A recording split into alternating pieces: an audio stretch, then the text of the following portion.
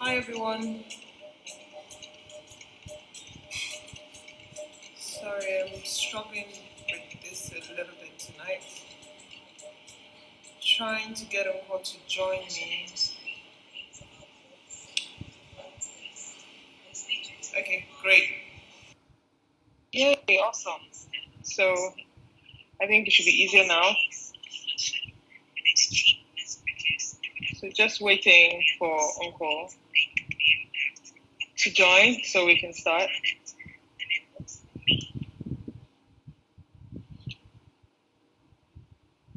Is she in? Oh. Can anyone else hear me? Let me try something else. Nkwo, can you hear me? It's just showing here, what I can see is waiting for Nkwo. Are you in now?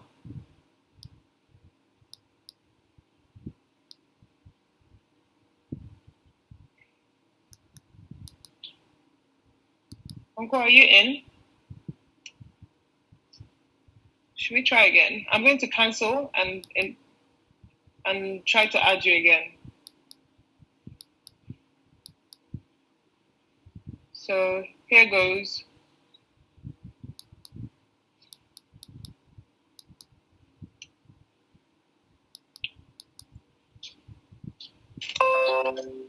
Yay!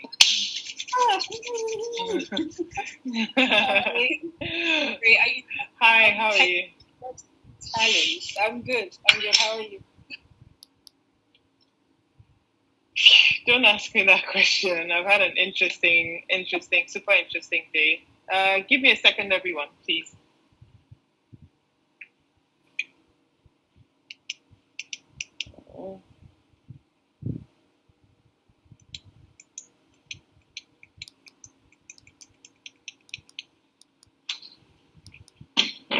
Okay, I'm back. So I guess this is going to, sorry everyone, we'll try to make the best out of this. Apologies for keeping you waiting. Hi Nkwo, I love your hair.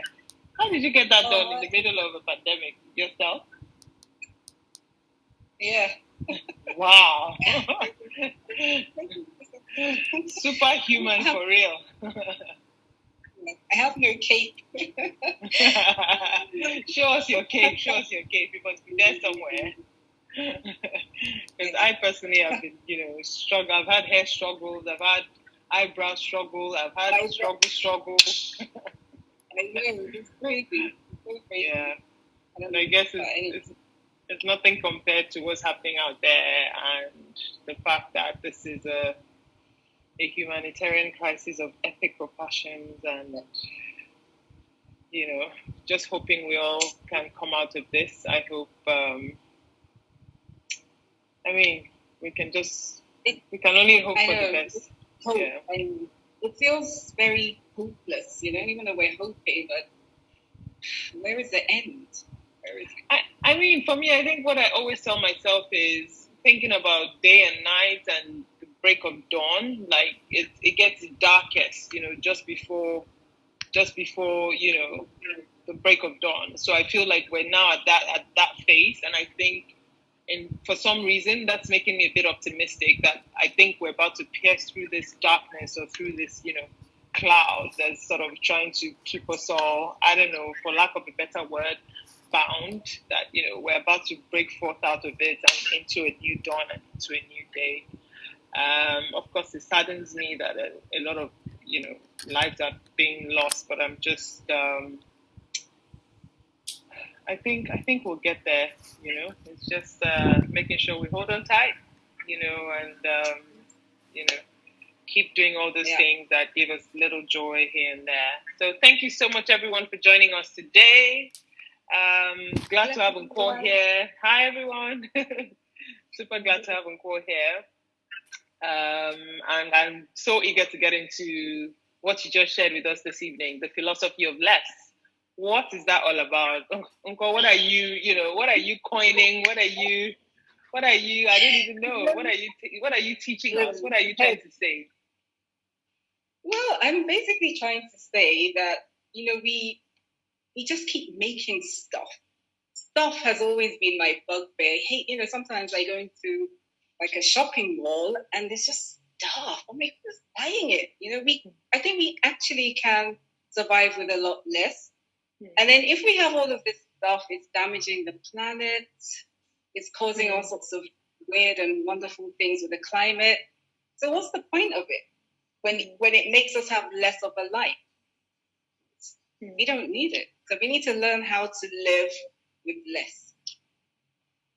Oh wow, that's quite interesting. I mean, when I saw the video and clips, and I realized in the last 15 minutes that I had to come and I was going to take this session. I mean, I could only think of this dress because I think I found it from my archives. A photo popped up about a week ago of me wearing this dress from like 3 or 4 years ago. So when I realized that, wow, you're going live and you have to sort of, make an effort, I just dragged the dress from the back of my closet. Like maybe, this will help spruce things up a little bit in the spirit of the philosophy of less. So exactly. Is this something you've always done? I mean, tell me about it. I mean, how long have you practiced this? How long has it been a part of your life or your design process or who you are as a person? I think it's always been there somewhere, because when we were growing up, we were always taught to just take what you need, like especially with food. Don't just pile your plate with stuff when you can't finish it. Just take what you need. We used to make toys from the scraps of my mom's cutting table. So my mom used to sew, or old cornflake boxes, things like that. So it's always been there somewhere. And so when I started as a fashion designer, there was one thing that was always at the back of my mind: keep things. Just keep it enough. It doesn't have to be too much. So you can have like smaller collection. The scraps were always used for something. But as time has gone on, it has become more intentional. Because whereas before it was just how we grew up, we always, using things. Now it's actually more intentional. Oh, fantastic. Because that's a very key word. I mean, that we have to be intentional, we have to be mindful, we have to be conscious, in some of the decisions we make about life, and like you're talking about consumption, about production. I don't really think it's a place we're going to get to just like that if we're not, intentional about the process. So can you sort of explain a little bit, or what would you say to people who believe otherwise? I mean, for example, if you're a fashion girl and you just love new season collection and I want to have it, I must have it, I need it, what would you say to that whole economy of buying, shopping, retail that we're all used to? What are your thoughts around that? New collections, as a designer, as a brand, of course you want people to, I'm not saying discard of the old collection, but you want to get them to buy into your new vision for the season. So how does that come into play? Well, to take the first bit of what you said, you're talking about girls who like to buy things, everything new. So look at what's happening now. So you have it all, you can't wear it anywhere. You know what I mean? So I think this is a lesson for us to sort of, just pare back. And in terms of designers and doing collections, yes, you want people to see your new vision, where you're moving to. And you can do that with fewer collection, fewer pieces, fewer looks in your collection. So rather than do some of the international shows, you see like 60. Nobody remembers more than 5. So what's the point? Do 10, do 5, do 2, do whatever. But just keep it small, and small enough for people to want to own it. So each season they can own one piece of yours and then maybe one piece of someone else's. You don't have to sell, what was the word? You don't have to be so rich that you don't know what to do with the money. Do you know what I mean? I mean, I don't know. It's a little bit, a bit strange for someone who has a business to say that you don't have to make as much money as ever. But I think really we need to to be more cautious and more careful about what we're doing.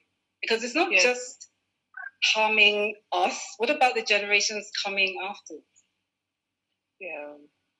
And, talking about that, I think the idea is, do you really want to make 1 billion garments a year? Which I guess is what a lot of retailers and stores are doing to be able to make the sort of profits that they throw around these days. Are you sure you don't want to own a PJ? So you can produce like 1 billion pieces of Nkwo a year, and you can be flying private instead of commercial. You can own. I guess. No. I'm fine with commercial. My wants are not so exotic, if you want to call it that. You can still be a successful business. You can, at least if you have enough money to live comfortably, but then the rest of the money, make sure that all your work and your staff and the communities that you work with are well taken care of. And I think for me, I would rather do that than have it all for myself. Yes, and that brings me back to, I think, a conversation I had with Sarah from Dakar this week. That so when it comes to, when it comes to the philosophy of less, when it comes to this whole, when you're trying to create a balance, that sort of mindful balance between your design and creative process and the commercial process. So how do you balance the two? How do you pivot? So you're saying that, what does success mean to you? So if you're not, okay, I'm not team 1 billion garments a year, I'm ready to, grow at my pace. So then can you tell me, or how can you talk us through what you think or how you think we're going to get there? In terms of building a successful fashion business that's dependent on the philosophy of less, produce in season, produce quantities enough to meet the demands of the customers you have today, so that your inventory, you're keeping low cost, you're watching your carbon footprint. So how do you think a brand like this can make money? Well, in the first case, most of us our brands are quite small. When you talk of the staff numbers, the people who work in the brands, we're quite small. So if you now start trying to model yourself on the Western brands, the bigger brands, how are you going to do it? And when you think about it, a lot of them have so much inventory left over after each show that it defeats the purpose. So I think now things are changing and there has to be a new way of thinking. I think that new way is to think not so much about yourself, but about everything around you and all the people around you. And I really feel in my heart that this whole period that we're in is going to change the way people think and the way people do things. So, for example, let's say I had a huge company like Primark, thousands and thousands of workers. And so what would I do now? Nobody's buying anything. How would I afford to pay all of those thousands of workers? But now that my workforce is quite manageable, I can still pay all of them. We're all, working at getting back to normal again. Oh, fantastic. And of course, I listened to another conversation today, and someone was talking about what makes it worse is not only having an inventory that's so huge at a time like this, is the fact that you can't even get into it. You can't even go into your stockroom. So you can't even, so you're having a conversation around how do you sell it. You can't even gain access to it, as opposed to maybe, designers like yourselves who still have access to their showroom, who still have access to their distribution network. So you really do know that you're still in control and you don't have to go through layers and layers of operational issues, logistics to be able to access what you need to sell. But anyways, that's all story. I want us to get into the most exciting conversation of the day for me, which is DAKALA. How do you pronounce it? DAKALA. I've been saying it's not funny. DAKALA cloth. DAKALA cloth. It's DAKALA. DAKALA cloth. And it's interesting because I have I've done quite a bit of work with artisans, bronze casters, weavers, dyers, just to kind of understand their processes. And what I found is that, for one, a lot of the processes are very time consuming. They don't get the raw materials here anymore. It comes from China or wherever it comes from. And most importantly, a lot of the artisans are the last ones in the line of craft. The children don't want to do it. And I think that these handmade things are so beautiful, it'd be a shame to lose them. But then there's another problem, which is all the cheap imports that keep coming in, which now make these traditional handcrafts a little bit obsolete, or a little bit, obsolete. And for me, the issue was like, how do I work with this stuff that's coming and also work with the artisans and just find a happy medium? And so I started to just do things with all our offcuts to figure out what we could do and how we can sort of propagate these crafts. Mm-hmm. And so I was doing this thing with denim where we sort of use the strips, join it back. And when I finished doing a piece, my husband was like, "Oh my God, that thing looks like a shoge. You have to give it a name." And so we went around all these names. And then so we took the D from denim. And there's a quote that I saw somewhere of the sound that the loom makes when you're weaving. It goes like sakala si, sakala sa. So we took the sakala, took the S out and put the D in, and we got DAKALA. Oh, that's interesting. Yeah. And so for me, it's sort of like a new African fabric which deals with a modern problem. So we have a problem with waste. We have a problem with all these secondhand clothes coming in. And we have a problem of the fact that we're losing our traditional crafts. So marrying the two together, that's how that came about. And so it's really like using waste fabrics to make a new fabric that looks like African, like our traditional woven fabric. So that's what that is. That's innovation right there. So, sorry, I'm going to jump into this. Is this something you think you can explore a patent on, intellectual property to protect it? Just since it's something that you thought of and you created and it's unique, you've given it a name. Are you going to explore, what opportunities you have to put a patent on that quickly? We actually have been. We have actually been doing quite a bit of work on it, and it's in a funny kind of phase at the moment. But once we get further, I'll share that. Okay, cool. I think it's definitely worth exploring because if it's unique, and it is unique, and it's that different, I think the time is now to just get in there and do something with it before it,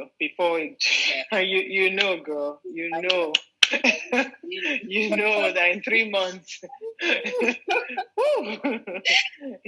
Sorry, but that's super interesting. I thought it was DAKALA. Is it a name? I've given it all sorts of my Yoruba accent. DAKALA. So you might have to give us a how to pronounce lesson. This is how to pronounce. I'm serious. How to pronounce and create it, and then put it on all your social media page so you can teach us.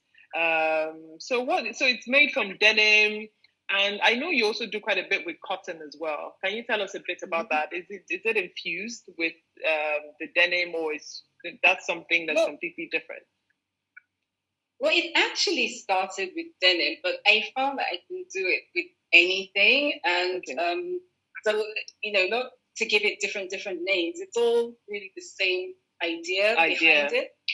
Yeah, it's the same ideas. It's just so DAKALA is sort of like the name for the innovative process of bringing. Yeah.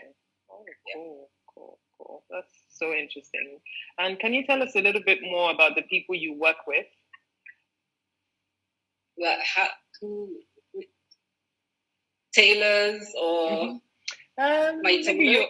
How do you? in the process of making the textile, the base for your collection, the fabric textile, this new DAKALA cloth. How can you talk us a little bit about the people behind it? Did you have to teach them? Did you have to train them? Or it was just something they, bearing in mind that education around here in Nigeria, so when it comes to fashion, textiles, innovation, is still something we're struggling with. Can you tell us a little bit about how you were able to teach your artisans or craftsmen on how you wanted DAKALA to look? Yeah. Well, the first output, I did it myself, and then I taught my tailors. One of my tailors in particular, he loves all these fiddly little things. He just enjoys it a lot. So I taught him how to do it. It's not very difficult; just takes a lot of time. And I have another lady who also works with us, and she does that. But where we're sort of going forward now, we're actually we're doing another system where we're turning our scraps into yarn and then weaving back it. to yarn? Back to yarn. We're turning our scraps back to yarn, and then we are weaving with Ashoke weavers, and we're actually mixing it with raffia and flax. I tend to use flax a lot. And so that's where we were before we had to sort of lock down. So unfortunately, I don't have any piece that's actually ready yet. I'm glad you don't. Don't show us until it's ready and good to go. Because that's innovation right there. No, I'm serious. Yeah. Oh, wow, that's beautiful. Nkwo, just levels. So is this a skill that you're willing to teach other people, or is this something that's just for now going to be Nkwo? Do you think sometime in the future you might want to, this is my talent, I have this gift of being able to, innovate with what's around me? Do you think this is something moving on that you want to teach other people? I know for the last 2 years, you've spoken to our group, our Green Access finalists, and you sort of educated and taught them about, doing some of this, and but is this something you consider, like a formal approach to teaching people about repurposing, recycling, upcycling, just being able to convert something that's supposedly old and discarded into something, into a thing of beauty? Yeah, absolutely. There's just so much waste. I can't do it all. I don't want to do it all. I need other people to be involved in this process to really make a difference. And if I keep that one thing for myself, I have too much in my head. Do you know what I mean? Like, I can't do it all. So I need to teach myself, come up with these things, and teach it to other people so they can continue. And I can go back into my head, get something else, bring it out, teach, and move it along. So it is something that in time I intend to... I would love to have a class. Well, in my new studio, we're going to have classes to teach people how to do all these things. Yeah, so you can go off and multiply. Oh, that's really cool. It's inspiring as well that it's something you're willing to share with other people. Because I think I've always thought that something that's really lacking in our fashion design ecosystem is that innovative use of textiles and fabrics around us. I find that, people oftentimes just, see the fabric and use as is. And there's nothing wrong with that, don't get me wrong. But I've always thought that, the future or next level would be to be able to see something and try to make it our own, considering the limitations that exist around sourcing for textiles here in general. That the only way that we might be able to create vertically integrated, sustainable, all those big grammar, you know what I mean, fashion business, would be to practically, come up with a way of creating our own fabric or creating our own textile in a way from what already exists around us. And that's something you're doing. So it's really, really super inspiring. Sorry, guys, don't get me wrong. I'm not saying that's the only way to success. I'm just saying that I think this is very important for today and, of course, the future. So, question, what role do you think education has in being able to enable a transition from more to less? Like formal education. Yes, but it has to be a kind of formal education, because it's transitioning from more to less has to be a bit of or maybe a lot of a mindset. You have to live it in everything, because otherwise it's impossible to do. I just feel like it's a false. It's this thing they call greenwashing. It's just false. It doesn't ring true. But if you start learning, like just really basic things, it's not only about turning, like a denim, get jeans and put the sleeve on the head or something like that. It's. I think it's about learning how to see things and how you can research to find out how do you get the best out of this thing, so that you're not recycling or upcycling clothes that even you can't wear. You want to recycle, upcycle, produce something beautiful that anybody would wear. So I think it has to be, if you're teaching it, it has to be a lot deeper, and they're sort of doing these, these fragrance classes we do, which are great. At least it gets people going, but it has to be a lot deeper than that. Yeah. It can't just be, it's not just a 1 or 2 day thing. It has to be continuous learning, continuous learning, continuous hand holding.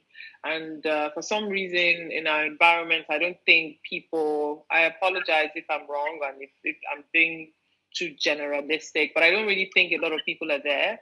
So a few people have said to me this season, sustainable fashion, that's what you guys are doing this season, so they don't really get it. Or some people are like, it's boring, Joe, That's that sort of feedback. And no, I'm serious. So I think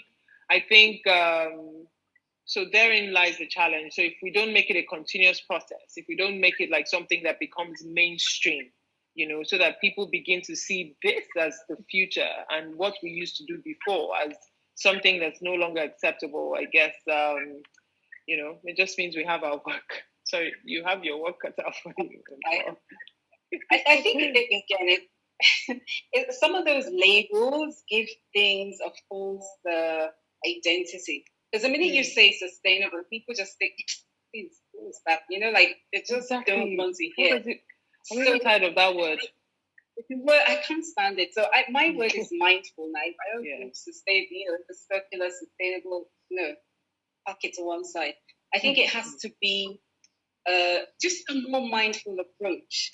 And so what we're creating is interesting, and it's things that will last for a long time, things that you can pass down from one generation to another. And that's where education has to go, with this mindful fashion, I think. Yeah, that's really well put. There's another question. Could you map out for us what a business operating with the philosophy of less looks like? I think you've talked about this. Probably, yeah. Well, I mean, I could sort of touch on it again. I think it's just tackling smaller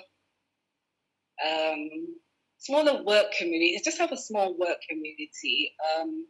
Have everyone in that community feel important, and feel that they have a voice. Sometimes with my tailors, one particular one again, I pretend like I don't know some things. I'll say, what do you think we should do with this? And he feels so proud, like he's telling me how to fix one thing or the other. So give people a chance to be involved and to contribute, so they don't feel like all they are is just a person that comes to sew and you go home. But let them feel more involved. Like a part of the process. Exactly, feel part of the process. Because I think it's really about them feeling that they feel important. It makes them feel proud. And so I think for me, and also a sense of ownership. Because if they buy into the vision, they buy into your vision, right? They feel like, oh wow, this was something we did, as opposed to this was something the brand did. So they can also feel like, oh, I'm a part of the process. That's us. That's who we are. And it's a sense of belonging and a sense of community as well, which I think is what sort of sets apart, mindful fashion or philosophy of less or any of those things from everything else. Because if you're sitting in your atelier and then you're sending your design to Italy for someone to send it back to you, the fabric comes, then you sit down, you pick up the phone, speak to your manufacturers in China or somewhere else. So by the time it comes, it's almost lost, its appeal. And yeah. So thank you very much for that. And then you talk about making more time for research. I already know that. We already know that you're researching on textiles, but what else are you researching on? Can you share a bit more about your what you're focusing on now? It really is textiles mostly. Finding ways so our traditional textiles, a lot of the processes, like I said before, quite time consuming, and I think they're sort of old fashioned. Some of them are not sustainable, because we use a lot of water. Like when you're dyeing fabric, so much water. Which other one? With the bronze houses that I worked with, they have some issues with the beeswax. So they use beeswax to make the mold. I think it's from December to March or so. The wax they can't get enough wax from the bees. And so when if you're molding, casting during those times, it's a lot more expensive. And also, the bees, in Edo State, they smoke out the bees to get the wax, so the bees die. I know how important bees are for pollination and all of that. Of course. However, in the north, they make these, what do I call them, sort of like bees' nests or something. They put lots of rotting fruit, and so the bees come there and do what they have to do, and they get the wax. They don't kill the bees. So it's like, how would we make that a better process so that they have wax all year round? They're not killing the bees, they're not upsetting the ecosystem. So it's things like that I'm doing a lot of research on, just how to make all of these things better so that they don't die. Oh wow, fantastic! That's I think you should set up a school, or you need to. No, I'm serious. Something that can help.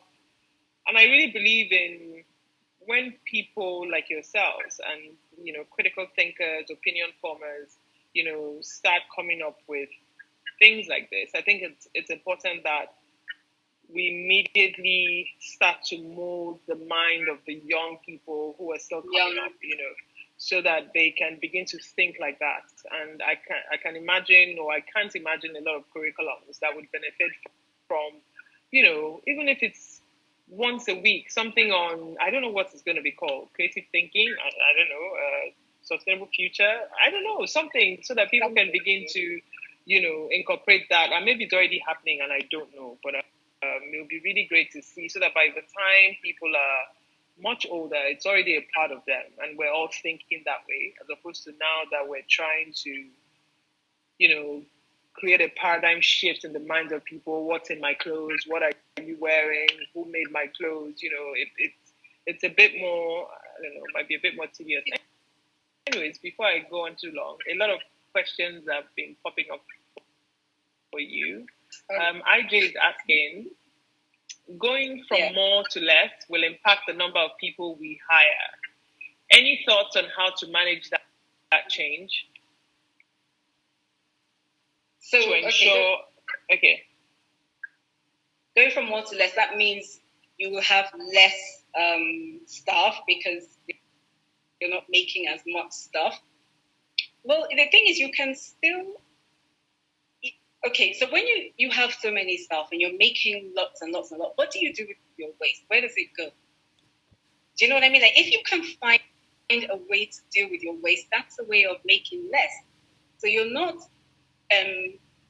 reducing your staff levels. You still have as many staff, but you're not contributing to landfill with all the rubbish, all the offcuts. So if you can find a way to put those offcuts, cycle them back into your business so you have less waste, that's less. Less doesn't always mean making less clothes, but it means making less of your waste, less of the things that the earth can't deal with. So that's, for me, that's what I would do. I would find a way to work with the offcuts and waste. And I even think it might even end up creating more jobs within the ecosystem, because that means that there'll be more companies. I mean, I know of a company that's just come from Amsterdam and they're setting up in Kenya. And basically, they came to Nigeria to speak to factories, and that's how we met them, to sort of come in and pick up your waste, leftover fabrics, yarn, anything that's been caught excess that they're going to take back, or set up a plant here that's going to do something similar to what you talked about, convert it back to yarn and see how, that can be turned into something else. I think from a process like that, at a plant like that, for example, you're going to have to hire more people, So well, I think it's going to create more jobs for people, because that is a part of the value chain that we didn't really think about, and it goes back to closing the loop and all of that. So maybe by the time it comes back to the end life, which is the final stage, like, okay, how do we turn this back again so it goes back out? That's another part of the value chain that can create more jobs for people. And I think, that's something that's super important, and, will go a long way. Best of Bomo. Sorry, I apologize. What's your take on seasonless fashion? Not time-bound, so that craftsmanship can blossom. What's your take on it? Well, it is my take. I don't believe in doing things for a season, because, like I said, you may make all this stuff and see, what if nobody likes it? But if it's seasonless, you can, maybe not, no, let me not say no one likes it. Maybe enough people don't see it and can't get to it. But if it's seasonless, you can sell it, 2 years down the line. It's not so specific to a particular season. And so I think it just is win-win all around. Did that answer the question? Yes, definitely. It does. And I guess it just goes back to creating timeless pieces that, people can always buy and wear and go back to.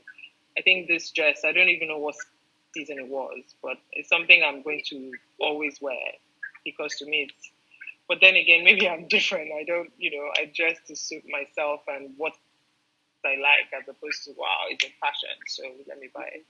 So, Adeze is asking, how did you come by the name Nkwo?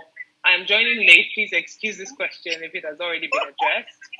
I assume it's after the Nkwo Market Day. Correct me if I'm wrong. That's exactly right. But it's my name. Where I'm from, we have unusual names. And my mother was called Nkwo. She taught me how to sew. I was named after her. So actually my label, the label Nkwo, is dedicated to my mother. So you're right. Yeah, it's the market day. Oh, okay. Thank you. For people who don't know, the old Igbo week had 4 days. 4 days. And each day was a market day. So I had Nkwo Akerele. Yes. Okay, thank you. So, do you want to ask us any questions while we wait for more questions to pop up? Me? Do I want to ask? Yes, as well. Well, I'm reading. Okay. Oh, that's go on. RGB London is asking or saying the largest benefit will be the growth of the research and development sectors, which will benefit many other industries within Nigeria. This is quite interesting because we know that research and development, R&D, R&D when it comes to innovation in our part of the world, I'm not quite sure. What are your thoughts on that? Well, that's it, exactly right, because there's so many things. I think it needs to start from when the children are young. Creative, you need to have a lot more creative studies, then it makes you think and you want to research. You need to still curiosity in young people, because curiosity is what will make you figure out how you can make something work that doesn't work. Do you know what I mean? So I think research and development is very, very important. Well, every country needs to have it. And I don't know why we're not doing enough of it here in Nigeria. Yep, I think it's definitely there's definitely a gap for that, where a lot of people need to invest a bit more in that, and maybe less of showmanship and all that. It would be great to see some more innovation, not just in our sector, but across. Across board. Yeah. Tina's asking. So Kolo, sorry, I apologize if I didn't pronounce it. Laduma. Just call it Laduma. Oh, Laduma. Okay, when are you bringing? Oh, Laduma. Oh, that's true. When are you bringing your work to South Africa? Would you consider that? I thought. Don't you sell at Merchants on Long? Don't you sell at Okapi in SA? Merchants on Long. Are you there? Not quite. We've been having some communication issues. Back and forth. Oh, okay. Yeah. Oh, Tina, I'm coming soon. Very soon. Don't worry. I'll be there. Very soon she'll be there. And you don't have to wait for her to physically be there. She can ship from Lagos to SA, COVID-19 willing, or when restriction is over. Yeah. But she'll be there, I'm sure, soon to show, to sell, and do all of that stuff. 876 is asking, Nkwo, please explain your dyeing techniques and how it relates to sustainability. Explain my dyeing technique. How? Well, how it relates is by using natural dyes, indigo. That's what we do. And we're actually working, I've used tea. Sometimes I use tea, hibiscus, turmeric. If you use natural dyes, it's a whole lot better, and that's where you get the sustainable angle. What I'm trying to do still, though, is figure out how we can do more dyeing, but use less water. We use a lot of water. So that's how you would do it. Just use natural dyes. And what are your thoughts on the dye pits? They call something matte. Yes. Oh my God, I love them. I think they're because the whole process, from growing the indigo, harvesting the leaves, crushing it, mixing it with whatever they mix it with, and you have to ferment it for 21 days, and then dip, and you bring it out, and you dip again. I think it's just got so much history, and it's beautiful. And I think we need to continue. But again, there are places where we can make things more efficient. Thank you. 1 second. I'm just going to get a glass of water. Wow. How many more minutes do we have? 1 sec. 1 minute? Give me some water. Yeah. Okay, so that's really interesting because I know a lot of people, it's something that we've had for a while and it's been passed down from generation to generation. And obviously, a lot of people have done some research on it. Can I have a glass? Done quite a bit of research and trying to talk about it as one of the things that one of the processes that are still quite important in our ecosystem. And so that's really, which brings me to the next question. What are your thoughts from post-imperial? What are your thoughts on how to balance indigenous practices with modern life, with society?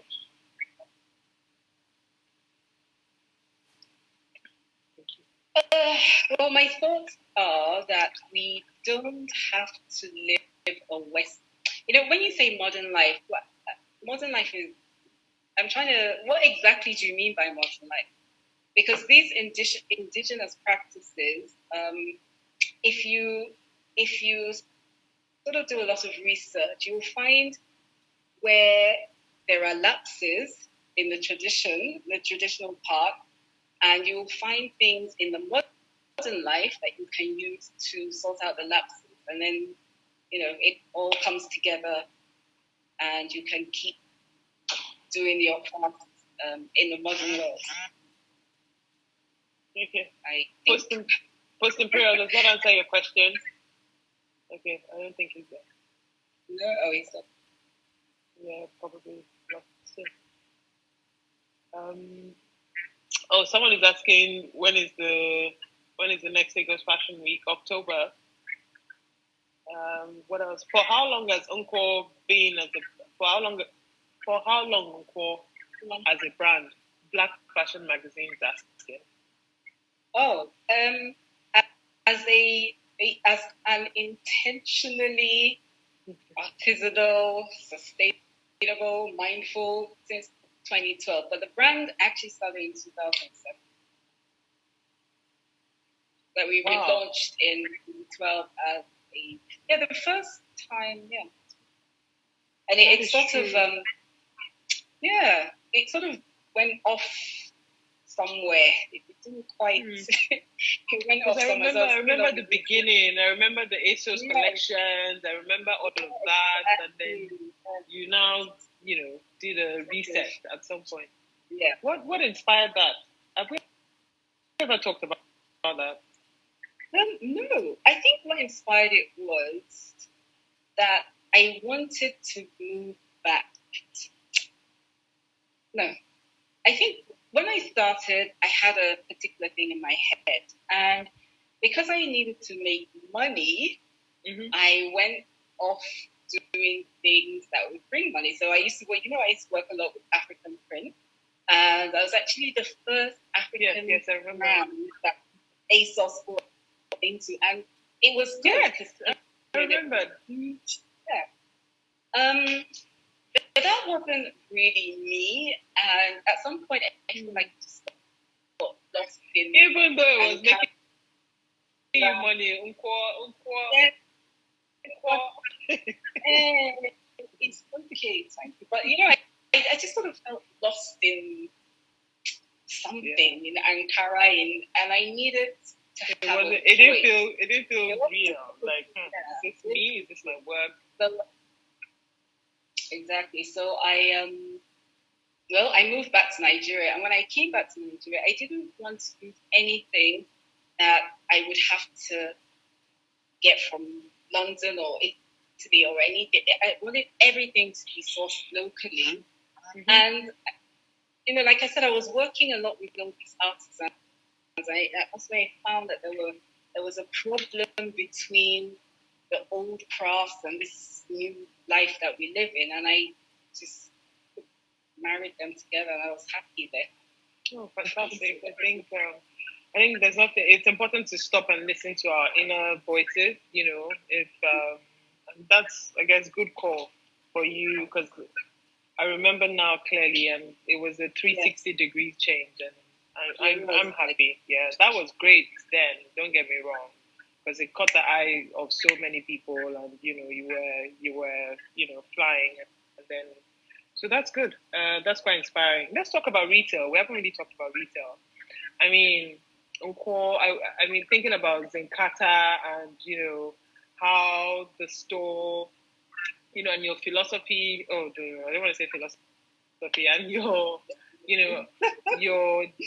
were deliberate about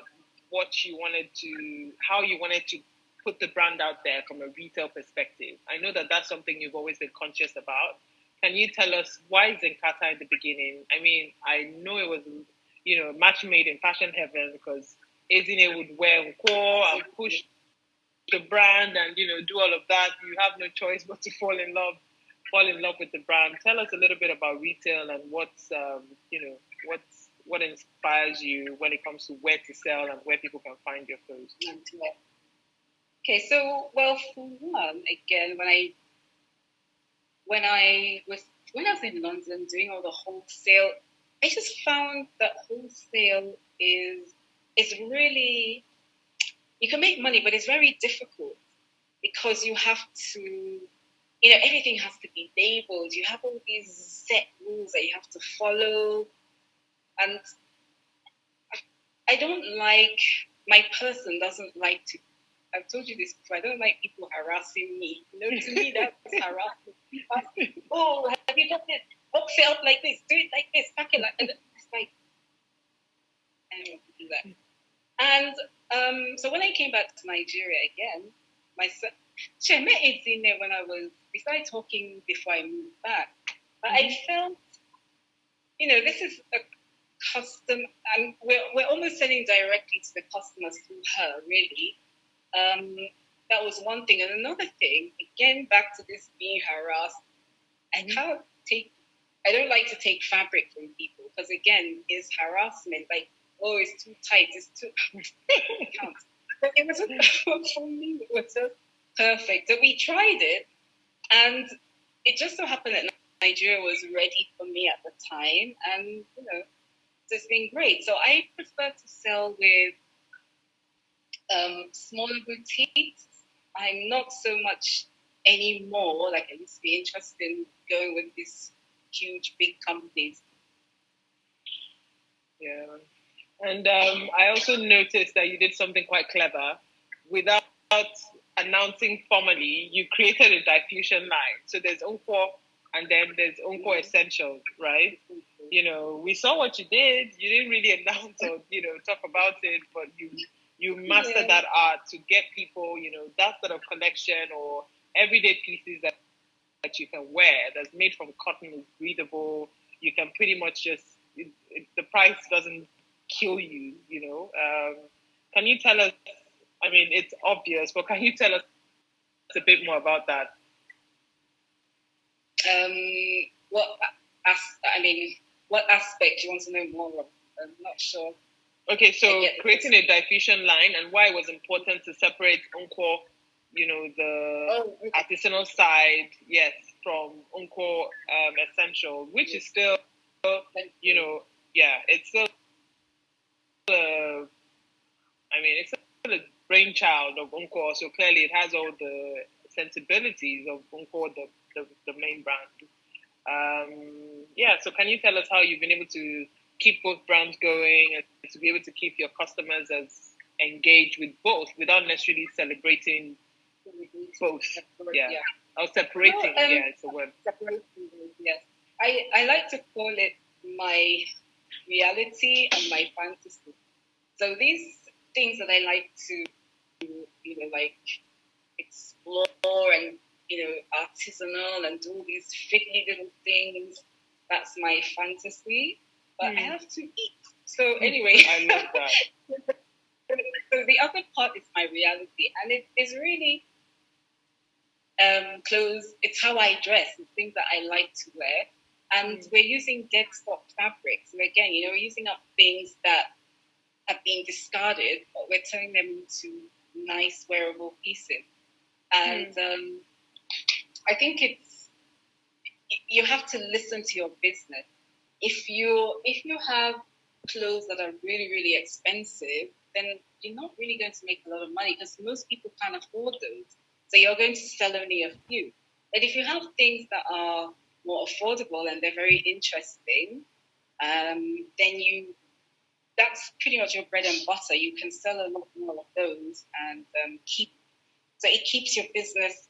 You can pay your staff. You have time to do R&D. You can just have a very sort of wholesome experience with your business. So that's the secret. That's the secret to Nkwo being able to, today it's DAKALA. You can be a geek. The geek and the creative. So tell me who, it's kind of like, so there's a geeky side of you, obviously. You want to do a bit of research, innovation, and then, of course, there's the creative side of you. So which one is more dominant? Well, I mean, for fun, the geeky side or the creative side? Or are they like both sides of the same coin? And I think the geeky side is probably more dominant, but I've learned how to keep it, like find yourself somewhere. I'm sure they feed off each other, so that they kind of do. But I think the geeky side I think it's more dominant, because sometimes I'm somewhere in conversation, I'm inside my head. So I might be in a place but I'm actually not there. I'm with that geek in my head, So, oh my God, you're making me reveal all my...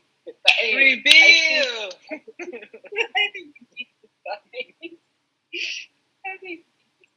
So before this cuts us off, because I know Instagram, we have 1 hour. Tell us something you're going to leave us with.